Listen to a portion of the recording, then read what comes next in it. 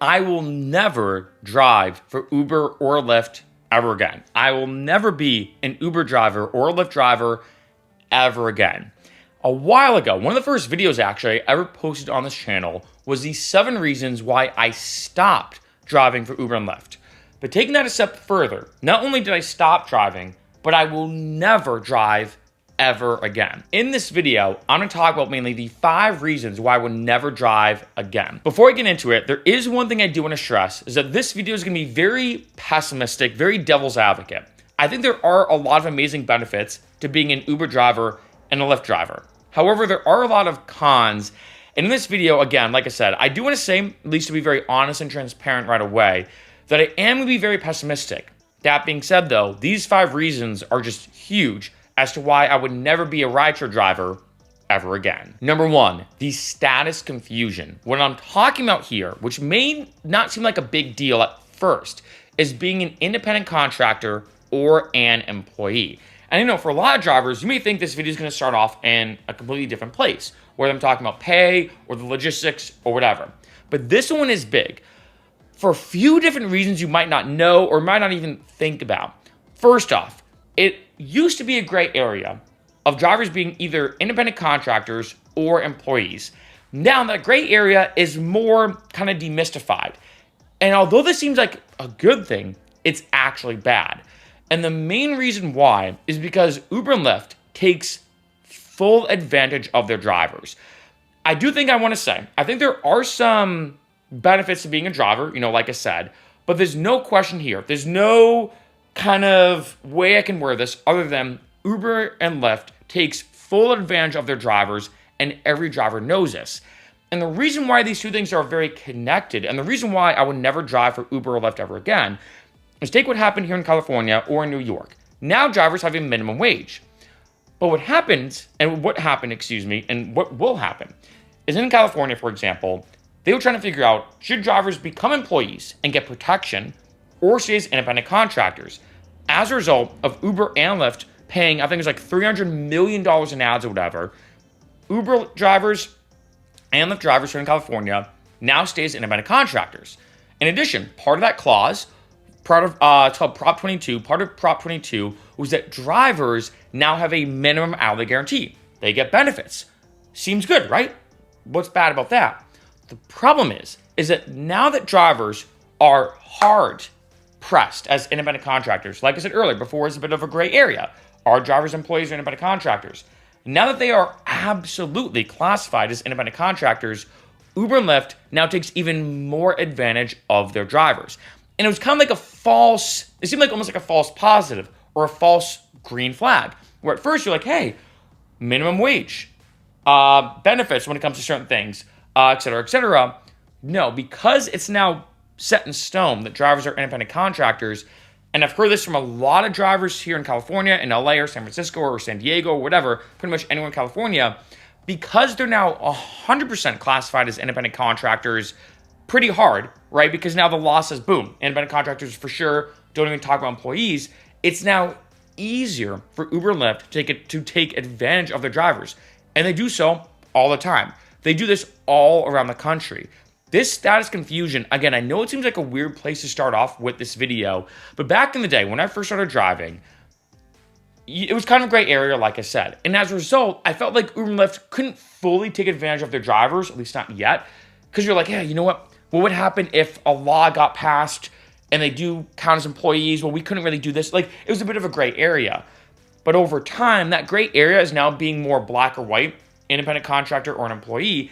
And although that seems like a good thing at first, I think it actually makes it a lot worse, like I said, because in a lot of places, Uber and Lyft, given the fact that now rideshare drivers are being pigeonholed as independent contractors, get taken advantage of constantly. Maybe in, I don't know, 3 or 5 years, this could change, and maybe my perspective might be different. Maybe if, like, say, something federally gets passed, I've talked about this in a lot of other videos, I think it would make a lot more sense, but this is one thing I really want to stress in the beginning of this video, that this kind of status confusion of being an independent contractor or an employee and everything is a way bigger deal than you think, because all these negative things I will be talking about, and there's a lot in this video I'll be talking about that I've, like I said, kind of broken down into 5 points, all kind of stem from this whole aspect of the classification.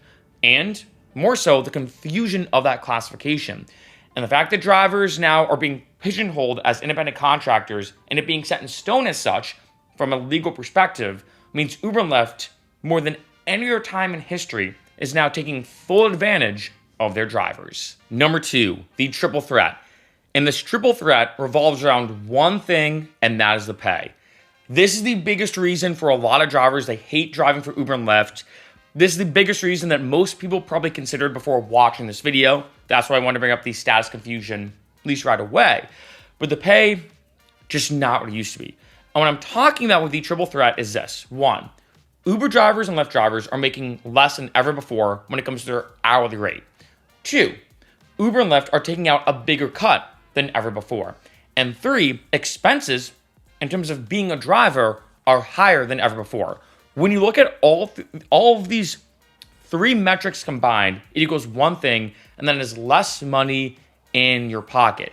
And this is kind of unfortunate, because I will say this, and I do like to be very transparent in all my videos. I've said that a lot, and I'll continue to say it, because I do want to say this, that when interviewing drivers, both in person and online, when talking to drivers, I'd say about 20-ish, give or take, 20-ish% of drivers are actually making really, really good money. I'm talking really, really good money. More money than you would imagine, to the point where if I said the amount, and I've said some amounts in different videos, like I talked to one driver who makes over 100K a year, to the point where I've had people contact me saying, hey, Mark, they're lying. Or you work for Uber and Lyft, they paid you to say that, so it incentivizes people to drive. It is true. There are some drivers who right now are making really, really good money, but those are far and few between. And this is definitely the biggest reason why I would never drive for Uber and Lyft again, with all these different things kind of come into play. That 1, when I first started driving, I said the average amount, and I first started driving in 2015, the average amount I made was $20 to $25 an hour. Back in 2015, at least the time of this video, almost a decade ago, right? Back in 2015, $20 to $25 an hour, I'd say on the weekends, like say on like a peak Friday or Saturday night, I could make like 30-ish an hour. That was really good money back in the day. Not too bad. Drivers now, when someone asks me, how much does the average Uber driver or Lyft driver make? I'd say, about 20 to 25. So in the past 10 years, the hourly rate or the average hourly rate has not really changed that much. If anything, unless you're in like a hot spot like LA or Vegas or Miami or San Francisco or Boston, it might be a little bit different, but I'd say for the average city, it's probably closer now to that 20 an hour, not 25 on the lower kind of spectrum, right? And then when you combine that with the fact of how much Uber and Lyft is taking out as a cut, when I first started driving, it was a 20-80 cut in the sense that Uber and Lyft would take out 20%, I'd get 80%. So if I drove and I made $100, I'd get 80 back, Uber and Lyft would get 20. I thought that was very fair. Now it's completely different. Now Uber and Lyft is taking out a bigger cut than ever before. So not only, unfortunately, is the hourly rate now lower, in my opinion, than it was. Even in counting inflation, that's what's crazy, is that like, I felt like back in the day, you could make 25 an hour. And now, for most areas, I think it's closer to 20 an hour, when, if anything, with inflation going on, shouldn't you be making more money, right? Shouldn't that go up? So you're making less hourly rates than before, and Uber and Lyft is taking out a bigger cut. Like I said, now, I've heard it's about half. That if, like, say, you go out and you drive, you make $100, you get 50, Uber and Lyft gets 50. That's really, really bad cuts on top of your lower hourly rate. And then with everything combined with all this, on top of that is the driving aspect, which means, remember, 1, gas, we all know, is more expensive, right? 2, that means more oil changes on your car the more that you drive. Oil changes are more expensive now. Repairing your brakes is more expensive, right? The depreciation on your car as well, right? Like if you think about it, if you continue to drive and everything, your car value goes down. And this also brings up, now talking about the pay and everything, one kind of really annoying thing about being a driver. This exists in some industries. So it's not rideshare specific, but because you're an independent contractor, like I said earlier, talking about status confusion, it is an unfortunate thing that you should know. You know, maybe some drivers do fully realize this or not. The more that you drive, the more money you make, the more money you have to spend. I know that sounds simple, but I think sometimes a lot of drivers forget that. The only way you can make money as an Uber driver and as a Lyft driver is by spending money. The more that you drive, the more money that you make, the more money you have to spend. The more that you drive, the more gas you have to spend, the more you have to repair your car, right? If, let's say, you want to go resell your car, for example, let's say you drive for Lyft and Uber, and I've said this before in other videos, let's say you want to drive for Lyft and Uber, you put 10,000 miles on your car, and you go to resell it, you're going to get less money for your car. In addition, almost every dealership now, one of the first questions they ask you in terms of selling in your car, if actually you go to a dealership, is, has this vehicle ever been used for a taxi or rideshare-like service, such as Uber and Lyft? With all these different things coming into play, of the pay, the depreciation, the fact you have to spend money to make money, it's just not as worth it as much anymore, right? Like, take something like YouTube, right? This video I'm filming now, I don't have to pay YouTube to post every video. It's not like YouTube says, hey, for every new video you post, you have to give us $5 or $10. I don't know, I'm making that up, right? No, I can post an unlimited amount of times, I guess to an extent, and I bring in the money, then I bring in the money on YouTube. And granted, like I said earlier, yes, there are some jobs that are very similar to this, but in general, when you look at the fact that you're an independent contractor and the pay being low, the fact that you have to spend money to make money, you have to as a driver, it's inevitable, makes driving for Uber and Lyft just so much less worth it, which is why for me, when I look at, let's say, would I ever drive again? Would I consider driving again? I have gotten that a lot. When I consider that question, this is one thing that comes to mind is like, well, how much money would I really be bringing home? When it looks like, and this is why a lot of drivers are quitting right now, not that much. Number 3, the crowded market. This is one that has been getting worse, similar to the pay, right? Which is another reason why I might as well say is like a meta perspective that I feel like if I had to say, is it worth it or not to be an Uber driver or Lyft driver? Over the years, it used to be like an increase of like, yeah, it's getting more and more worth it. Now, the more I look at all of this, it's becoming less and less worth it, not just with the pay, but with all these other aspects that I'm talking about. This one being one of them, and that is this. To be transparent at first, there is an increase of people ordering Ubers and Lyfts. If you look at month to month, the metrics and the numbers don't lie. There are more people using ride sharing than ever before. I mean, it's a pretty big staple in our society.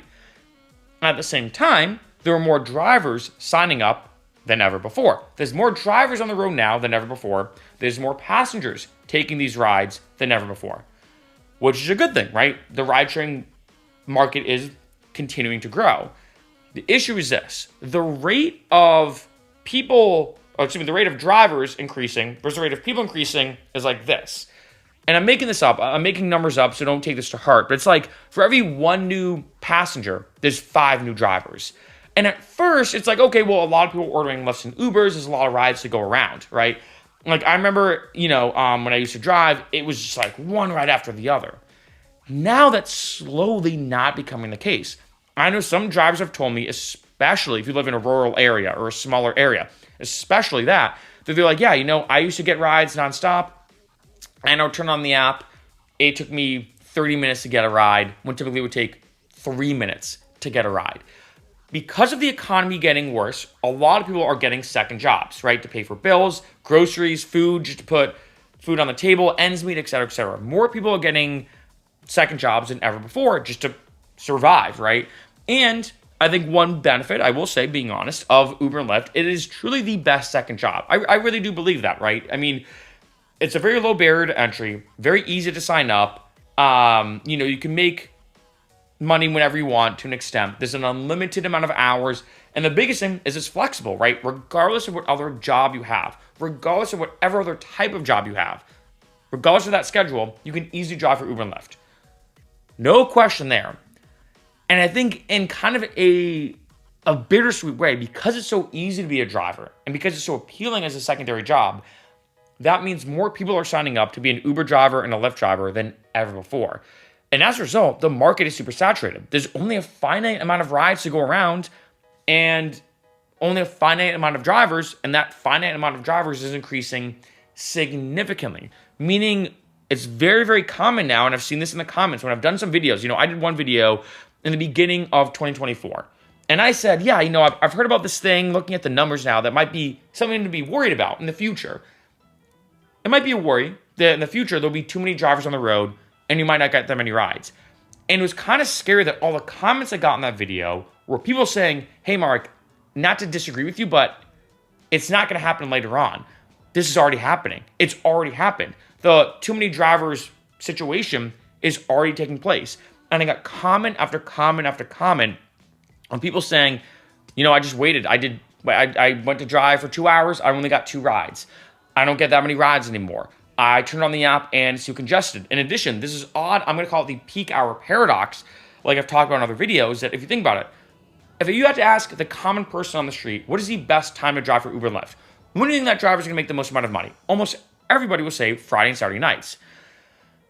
But it's almost an odd paradox now that if everyone thinks the same thing, right? Everyone's going to do the same thing. What does that mean? That means I've talked to some drivers here in LA who are like, yeah, you know what? I used to drive on Friday nights. I used to make a ton of money, right? People go out to the bars and nightclubs. They want to be safe and responsible, of course, because they're drinking. They're like, now it's hard for me to get a ride. There's no surges in it. It's so many drivers being on the road. It's not worth it. If anything, which is kind of odd, it's this paradox that I now make more money in off-peak hours because there's less drivers being on the road.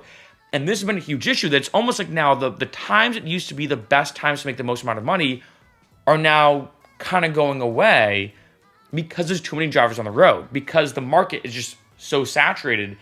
And it's crazy that when you look at that, then combined with what I talked about earlier of the SaaS confusion, and then combine that with the pay, it's like not only are you making less per ride as a driver, and Uber Lyft's taking out a bigger cut, and you have to pay higher expenses just to be a driver, but also on top of this, you're getting way less rides. I mean, it's not uncommon now. I mean, again, I'm maybe exaggerating a little bit. Like I said, this video is very pessimistic, so I do want to stress that. But I've heard of some drivers being like, yeah, after everything's said and done, especially taxes, right? Like being an independent contractor. I will say, now I'm on this point, right? Kind of like a sub point. One aspect of being an Uber driver and a Lyft driver that I think a lot of people are not ready for, if you've not done this, is doing taxes. Now, for me, doing YouTube and music, I am an independent contractor. So I do pay taxes in the conventional way that someone who owns their own business does. So I will say that as a side note that for me, that's fine.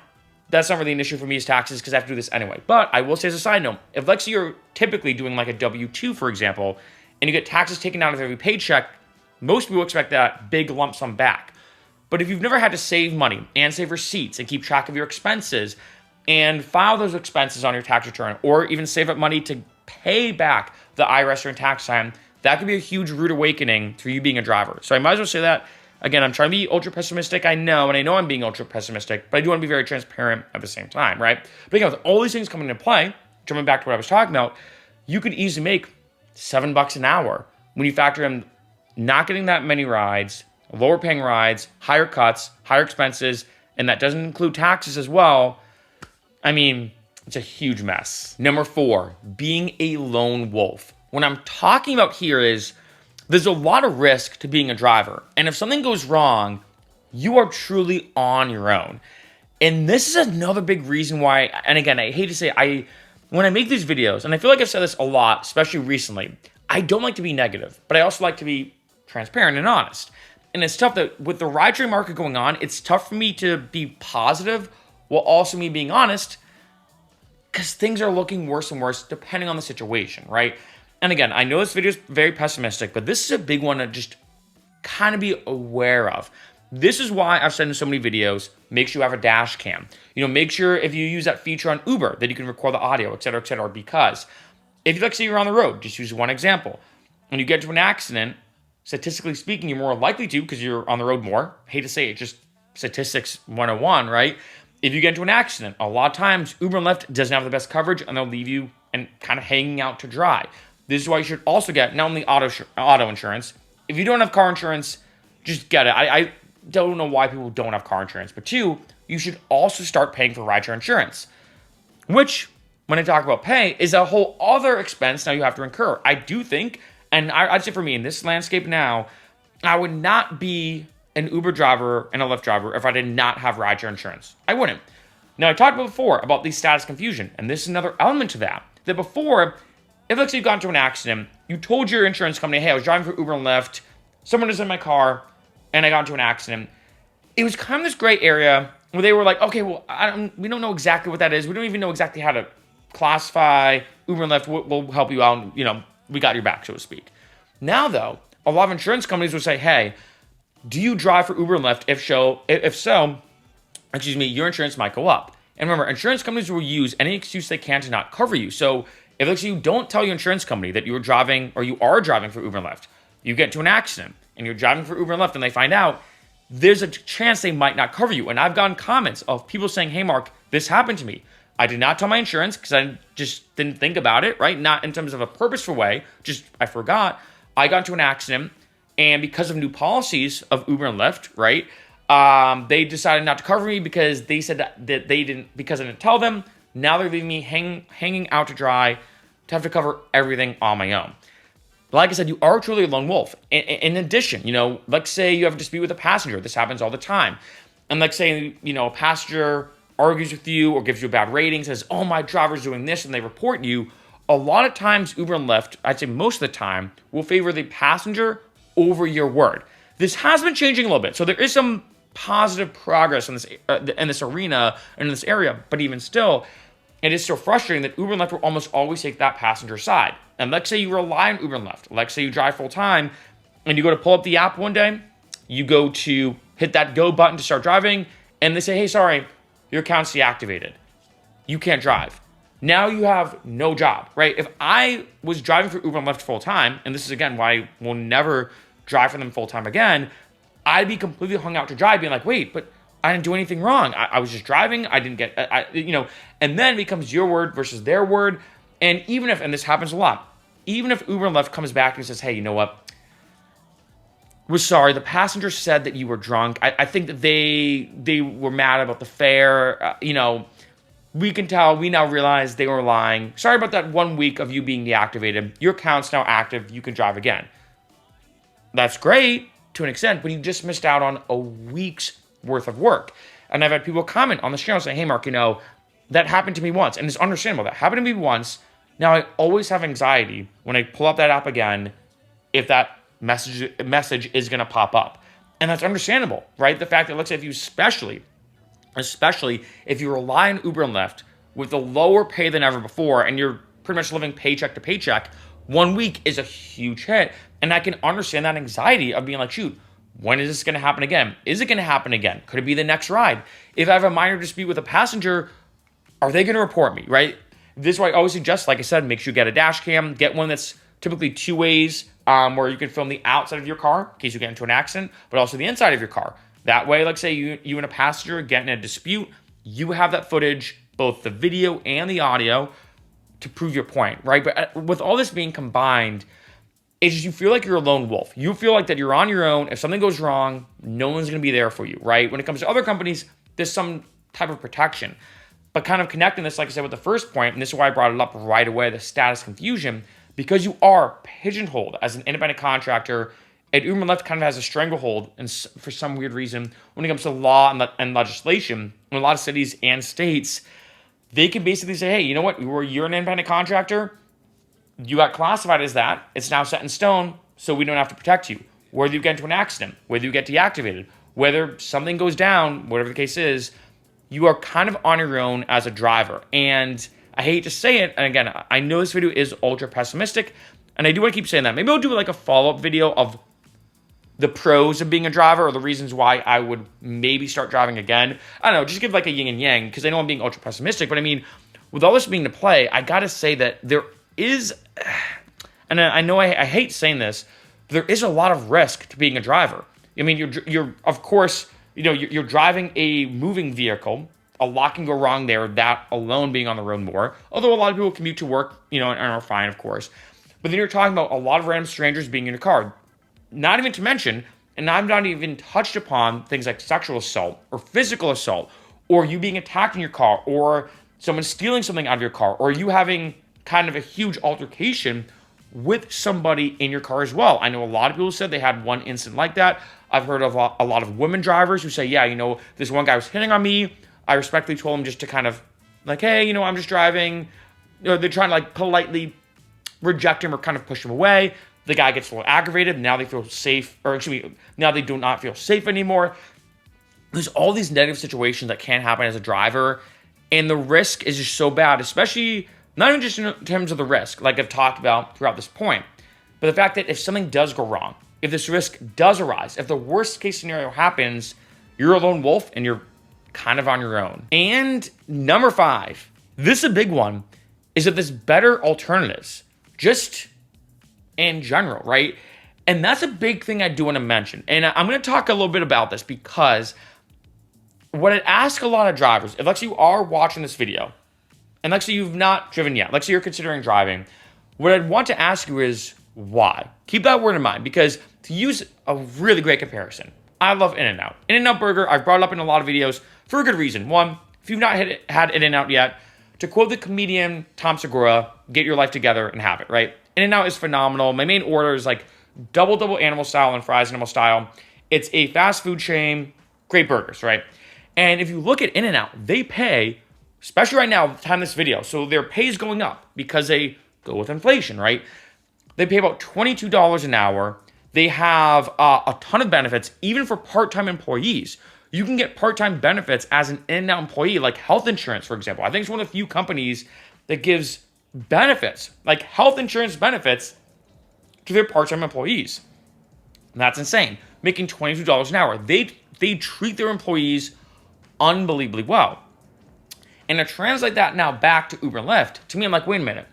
So I can work a job that there's a lot of risk. You know, there's a lot of confusion of what you are, but you're an independent contractor for the most part, and you just don't get that much protection. I have to pay money to make money. They take out a bigger cut now. I have all these expenses that are raising. Or I can work for In-N-Out, which I don't have to spend money for each burger, right? I just have to commute there. I make $22 an hour, which I'd say is about the average amount that an Uber driver and Lyft driver makes. If anything, maybe a little bit more depending upon your area.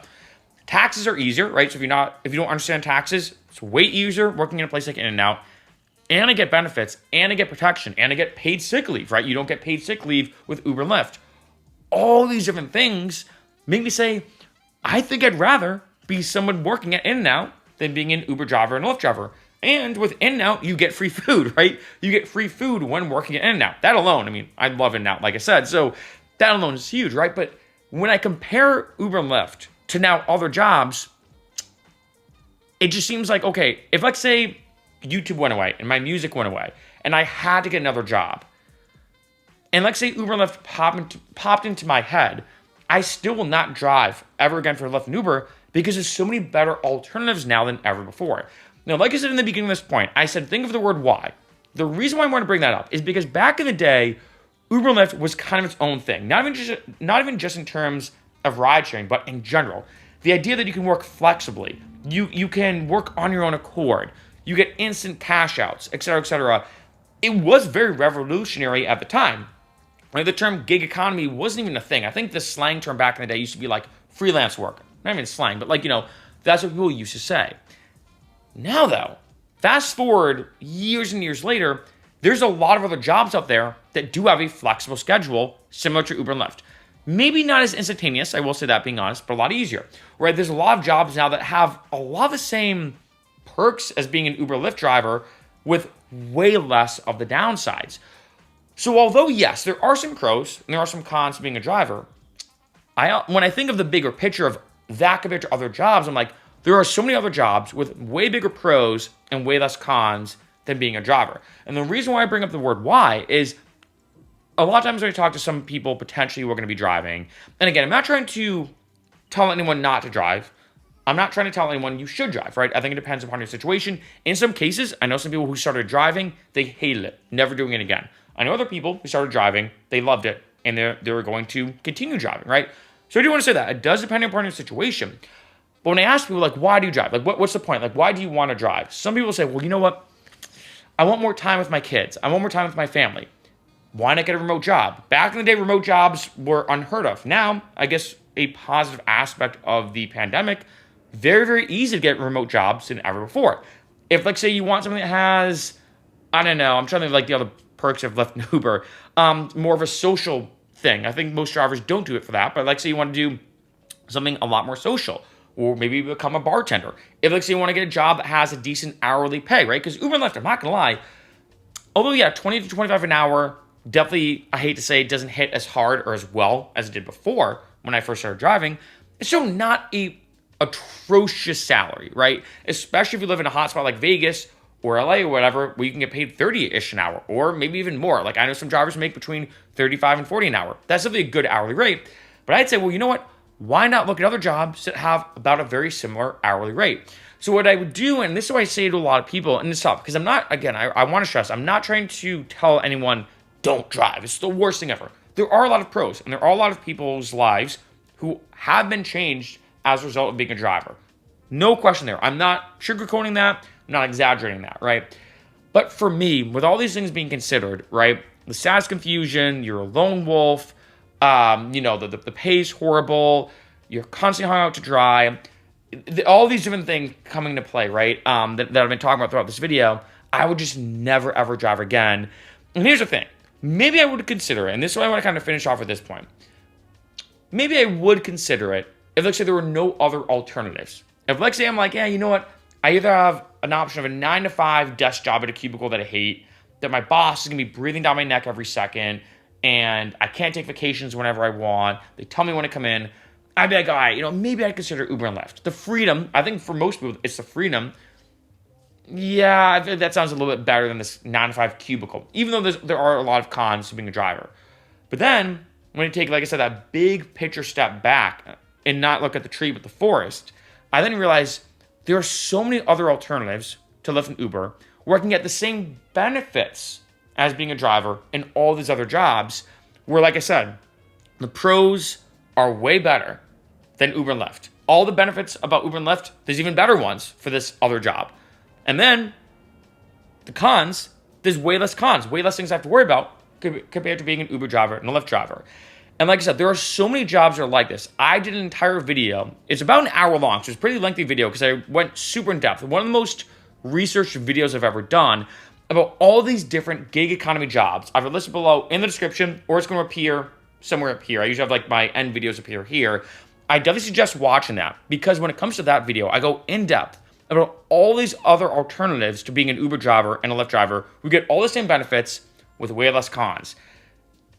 I mean, when it comes down to it, like I said, even among all the things I've talked about, the better alternatives is the biggest reason for me among all these, which is why I will never be a driver ever again.